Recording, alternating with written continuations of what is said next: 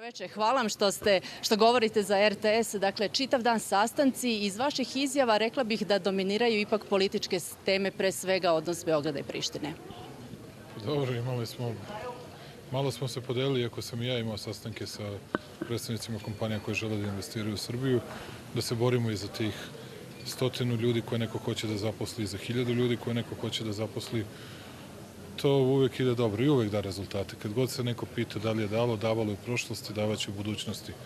Srbija nije imala problema sa ekonomskim reformama, zahvaljujući odgovornosti i ozbiljnosti našeg naroda, i to je ovde prepoznato. I danas sam i pred Christine Lagarde o tome govorio, i ona je govorila o takvim stvarima na 2 skupa, dakle, koje su zatvorena. Pričali o tome šta smo uspeli da uradimo i od smanjenja deficita, odnosno do činjenice da imamo suficit već 2 godine u budžetu, do smanjenja nezaposlenosti, do najvećeg rezultata u dovođenju stranih direktnih investitora, ubedljivo većim od svih ostalih na Zapadnom Balkanu zajedno, čak trostruko većim nego što ima recimo Hrvatska kao članica Evropske unije ili Bugarska kao članica Evropske unije. Da su to dobre stvari i da po tom pitanju što se ekonomije tiče, kao što ste rekli, možemo da budemo optimisti. Ali koja pitanja vam postavljaju? Ali. Dolazimo do toga, ali onda ću reći šta je naš zaključak. Dakle, onda dođemo do toga da vam kažu da ste to mogli da uradite u jednom stabilnom ambijentu mira, a pitanje je šta ćemo sa Prištinom, u daljim razgovorima šta će biti u Bosni i Hercegovini, šta će biti u celom regionu. Kada dođete do toga, onda vidite koliko smo danas vremena uložili, ne bih rekao utrošili, u razgovore o našoj političkoj budućnosti. Ti razgovore nisu laki, ni sa gospodinom Tačijem, ni sa gospodinom Ramom, iako u mnogo čemu imamo saglasnost, ali po ključnom pitanju nemamo saglasnost. Dakle, rekao bih od Johannesom Hana, ali to ste vi videli samo bilateralne sastanke. To su bile teme i na ovim zatvorenim sastancima koji traju po 2 sata, dakle gde imate od 20 do 80 ljudi. Razgovarali smo, ja mislim da je važno da večeras parafraziram reči Johna Kennedya, koji je rekao: krov kuće popravljajte kad greje sunce. Ne čekajte da padne kiša ili da padne sneg. Dakle, mi danas kada je ekonomija u narastanju, i neću da se hvalim sa 460 evra prosečnom platom u decembru, jer će u decembru uvek najviše zbog bonusa, ali realno je da bude između 430 i 435 u martu, dakle u aprilu kada ljudi budu dobili martovsku, čak i januar će biti 425, očekujem, dakle, ali će se približavati 500 evra, kao što sam rekao, do kraja godine. Sve to po strani i sve to nije održivo ukoliko mi ne budemo imali političku stabilnost. Dakle, šta ćemo sa tim krovom u kom pričate? Naše je da probamo da razgovaramo i da postignemo kompromis. Zato sam rekao Albancima, ako vi govorite svaki dan i ako neki drugi u svetu očekuju da ćemo mi da damo sve, a da za uzvrat ne dobijemo ništa, a da vi dobijete sve, a da za uzvrat ne pružite ništa, hvala i doviđenja. Neki od njihovih funkcionera su mi već odgovorili i rekli: u redu, doviđenja. Samo vas molim da mi nam to kažete javno i da to kažu oni koji donose odluke, a ne njihovi fićfirići. I onda, ti kada donesu odluku, onda ćemo kažemo hvala i doviđenja. Ali u tom slučaju, verujem da ste razgovarali sa Johannesom Hanom o tome. Šta je on rekao o tom? On je rekao,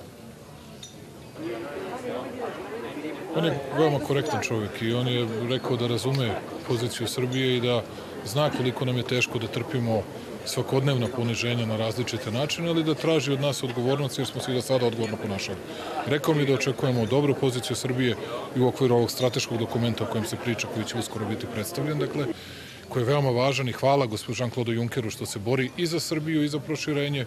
Dakle, to je za nas od izuzetnog značaja, jer će to dodatno da stabilizuje naše prilike i znači će dolazak još većeg broja investitora. I to je, znate li koliko je za nas važno, recimo Klaus Schwab mi je danas, pored njega sam imao čast da sedim na ovom najvećem igvelu danas, dakle tom neformalnom skupu. Zatvorenom i za medije. Zatvorenom i za medije, zatvorenom za sve, gde su bili najmoćniji ljudi Evrope i sveta, dakle, ja sam verovatno tamo slučajno pozvan iz, biće možda najmanje ili najsiromašnije zemlje, i stavili su me da sedim pored njega. Klaus Schwab je rekao da jedva čeka da dođe u Srbiju, da očekuje da u narednim mesecima dođe u našu zemlju. Dakle, Klaus Schwab, koji je šef, za ljude koji ne znaju, čitavog ovog ekonomskog foruma, bukvalno legenda, rekao bih, svih ovih okupljenja, doći u Srbiju, deo aktivnosti da imamo i u Srbiji i da uvek budemo i pozivani i da uvek budemo deo, rekao bih, svetske političke kada smo ekonomske razgovarali na istom ovom mestu, tema je dominirala ekonomija. Bile su ekonomske teme, bio je problem migranata i bilo je Kosovo.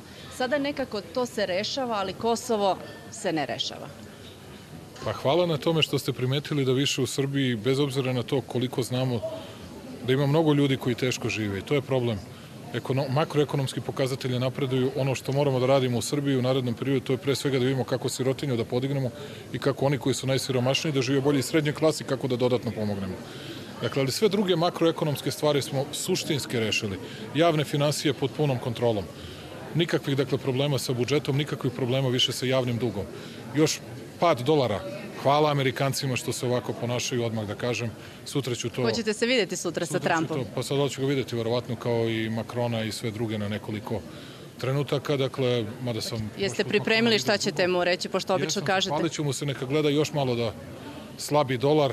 To jača verovatno njihov izvoz, to jača njihovo privlačenje za turiste iz celog sveta u Ameriku, ali to je i nama odlično, nama dodatno pada javni dug mimo svega što mi radimo, tako samo nek nastave sa tom politikom America First ili kako god već da je nazivaju, tako da mi u potpunosti podržavamo ekonomske mere predsjednika Sjedinjenih Država, one su odlične i za Srbiju. Tako da to su stvari koje su dobre za nas. Opet dolazimo do toga, razgovori sa Prištinom, očuvanje mira u Bosni i Hercegovini, to su ključne teme. Ako budemo uspeli nešto postignemo, uspećemo, ako ne, kao da nije smak sveta, vidjet ćemo kako i šta dalje, osim što lično moram da kažem da bih to doživeo kao neku vrstu, ne mogu da kažem političkog poraza, ali neku vrstu dodatnog gubljenja vremena u narednih 10 ili 20 godina, jer kad tad ćemo stvari morati da rešimo. Ja znam da u Srbiji su svi spremili za šilj ili olovku, neki da opsuju, neki da mi skidaju glavu i nije to problem. Samo vi svoj posao svi zajedno radite. Jer šta god da uradim, oni će da kritikuju. Kako god da uradim, oni će da kritikuju. Ali je važno kako će to da se meri u budućnosti i šta će o svemu tome da govore naša deca. A to znači da ne izgubimo ono što ne smemo da izgubimo, a da, ako hoćete na taj način, izgubimo samo ono što moramo. I ja mislim da je to nešto što je normalno, racionalno ili što nam ne pripada. Tako da ako ljudi ne razumeju šta je to što radimo, uvijek postoji izbor na nekoj drugoj strani, samo se plašim da ćemo onda da se vratimo u neko vreme u kojem smo propadali, u vreme bankrotstva, u vreme loše politike. Jel očekujete za kraj nastavak dijaloga Beograda i Prištine što skorije? Pominje se čak kraj godine, ali to je predaleko. Ne, svakako će ga biti mnogo pre bilo kako kraja godine i ovo je danas bila neka forma dijaloga, razgovaramo, znate, nije to neki veliki problem. Ono što je problem to je da mi tražimo rešenja u okviru istrage za ubistvo Olivera Ivanovića i po tom pitanju smo vrlo ozbiljni. Tražimo i čekamo rezultate, pa da vidimo da li će da isporuče te rezultate. Podsjećam na izjavu američkog predstavnika Grega Delavija i mnogih drugih koji su rekli da je ovo izvanredna prilika da prištinske vlasti, zajedno sa Euleksom i ostalima, pokažu svoje rezultate.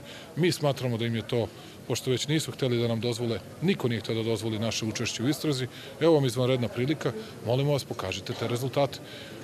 Ako ne pokažete rezultate, onda ćemo da posumnjamo da od početka neko u stvari nije želeo da ti rezultati budu napravljeni, pa ćemo da vidimo šta je to sve što mi možemo da uradimo, jer se mi predavati po tom pitanju nećemo.